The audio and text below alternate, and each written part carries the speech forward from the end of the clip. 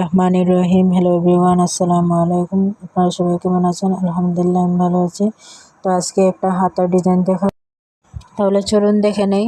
প্রথমে আমি 2 বাজ দিলাম, তারপরে আমি আরেকটা বাজ দিয়ে দিলাম। তো মোট আমার এসে 2 বাজে 4 পাট এখানে হয়ে গেছে। তো আমি হাতার লম্বাটা নিয়ে নিচ্ছি 22 ইঞ্চি। আপনারা কুচি যদি বেশি নিতে চান তাহলে টোটালি আপনারা 27 ইঞ্চি নিতে পারবেন লম্বা। তো দেখেন আমরা নিচ থেকে আমরা 16 ইঞ্চি লম্বা নেব। এখানে নিচের থেকে আপনারা দেখে বুঝতে পারছেন, আমি উপর থেকে কিন্তু নিচ্ছি না, নিচ থেকে আমরা 16 ইঞ্চি লম্বা কাপড় নিচ্ছি। আর উপরে যতটুকু বাড়তি অংশ আছে সেটা আমরা কুচির জন্য রেখে দেব।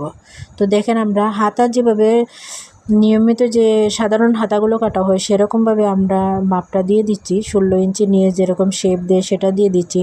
আর উপরের যে অংশটা আছে সেটা আমরা কিভাবে শেপ দিয়ে দিচ্ছি দেখেন, 2 ইঞ্চি বাবদ রেখে আমরা সেটাকে শেপ দিয়ে দিলাম। তো আমি একটা কাট চিহ্ন দিয়ে দিলাম। আর এখানে অনেকে দেখায় না যে সাইডে যে কাপড়টা এখানে লাগবে, জোড়া লাগবে, সেটা আমি দিয়ে দিলাম। এ সাইডে আপনারা জোড়া দিয়ে দিবেন। জোড়া না দিলে দেখা গেছে কাপড়টা যখন জামার সাথে লাগাবেন তাতে শর্ট পড়ে যাবে। এখানে আমি কুচিটাও কীভাবে করতে হয় সেটাও একটু বুঝিয়ে দিচ্ছি, সিলি করে আমরা দেখিয়ে দেব।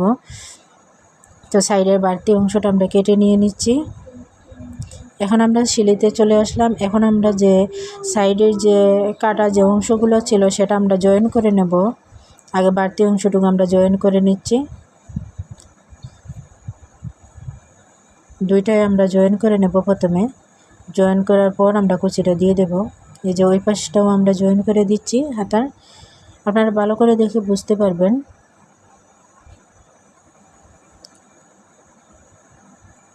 এটা একটু হাতাটা কঠিন, তো দেখলে ভালো করে দেখলে অবশ্যই বুঝতে পারবেন। দেখেন আমরা যে কাট চিহ্ন দিয়েছিলাম সেই চিহ্ন থেকে আমরা কয়েকটা কুচি দিয়ে দেব।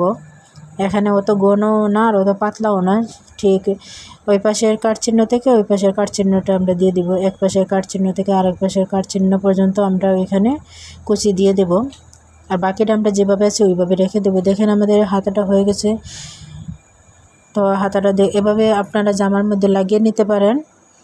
এখন আর এখানে দেখানোর কোনো কিছুই নাই, জামার মাঝে লাগিয়ে। ভালো লাগলে সাবস্ক্রাইব করে পাশে থাকবেন। আল্লাহ হাফেজ।